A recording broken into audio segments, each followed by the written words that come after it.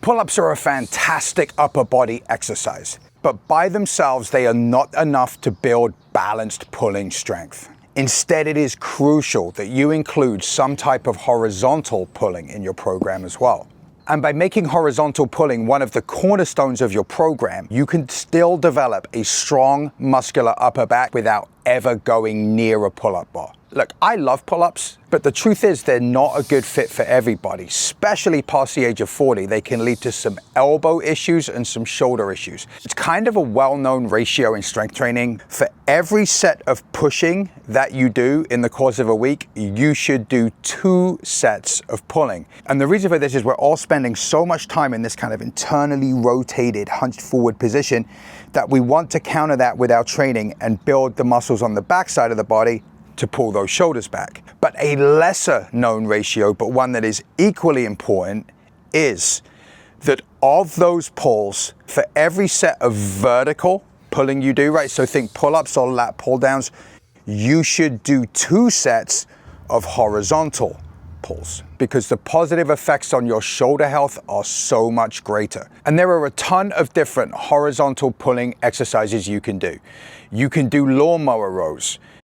You can do rings rows or YT cuffs like I have in my morning mobility routine. Talking of which, hey, real quick, if you're over the age of 40, the healthiest thing you could be doing for yourself is to start a daily mobility practice. And in order to help you do that, I've put together a free 7.5-minute morning mobility routine for you. You can get it by clicking the link in the description down below. It's specifically designed to undo a lot of the harm our modern sedentary lifestyles are causing. So it's going to open up your hips, unlock your spine, free up your shoulders, and leave you feeling a hell of a whole lot better. You can get it by clicking the link in the description down below. But when it comes to building brute pulling strength with a minimum of equipment, my favorite is the gorilla row. It's gonna hit your traps, it's gonna hit your rhomboids, it's gonna hit your lats, it's gonna get you a little dose of bicep, a little dose of grip, and it's going to do it in a way that is joint and low back friendly. Let's get into how to do it. So first thing, let's talk about body position and where you're gonna put the kettlebells in relation to your legs. So this is a hip hinge. I'm not just bending over all willy-nilly style, right? Pushing the hips back, keeping the shins vertical. We wanna get that active stretch in the hamstrings and glutes, bending down, putting hands on the kettlebell. Now, some people say that you should have the kettlebells between your feet. Some people say you should have the kettlebells in front of your feet. Honestly, it all depends on how you're built. I'm really leggy. So for me, this feels a lot more natural. I like the kettlebell directly below the shoulder. Some people feel a little better here. Trial and error, my friends, trial and error. And this is gonna be our start position. Watch this real quick. I wanna think about rotating the shoulders in, squeezing in, bringing them into the torso. This is where they're going to be strongest. This is where they're going to be safest. So when you do your row, I want you to think about 2 things. The first is obvious, and that is rowing the arm back.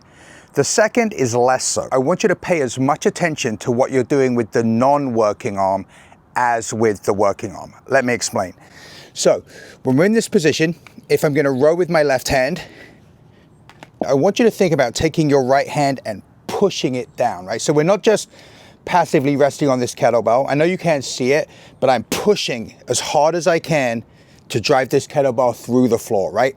What that is going to do is engage the muscles of the front of my shoulder and my pec. And this is a concept that Pavel Tsatsouline talks about a lot.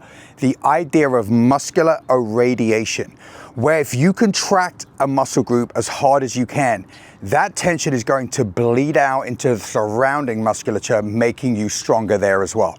So when we engage through the pec and the front of the shoulder, we drive that kettlebell down, we're actually gonna create more tension, more strength in the rowing side. Additionally, it's also going to lock your low back into position, making this a much safer lift if you're someone that has some low back issues, which I am currently dealing with at the moment. And do you want to know why I'm dealing with these low back issues? Here's a word of advice for you. Don't watch videos on strength standards for special forces guys in their early 20s, especially not when you're 52 years old, and then think to yourself, well, maybe I should try and hit all those standards. Probably not going to end well for you. Definitely didn't end well for me. I've got a banged up back from trying to trap bar deadlift, double my body weight. Did I get the lift? Sure. Was it ugly? Sure. Am I gonna be feeling it for like the next 2 weeks? Abso-fucking-lutely. Learn from my mistakes. You're a grown-ass man.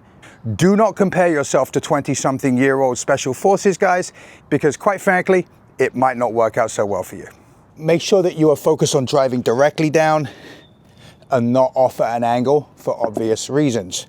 So pushing down, driving, engaging all of this, row up and squeeze, keep pushing down and lower. Drive the kettlebell down into the floor, create the tension, row up, down. So eye line is going to be down and slightly ahead, right? We don't want to have this kind of kink in the neck.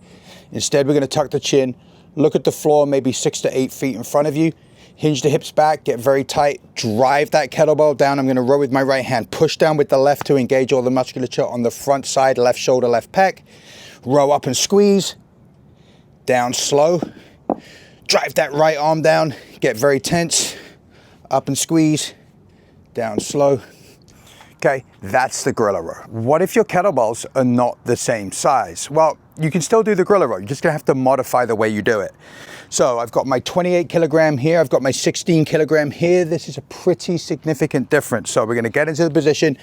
One note, if this bell is lighter, you really gotta make sure that you're pushing straight down, because a lighter bell could tip a little bit easier.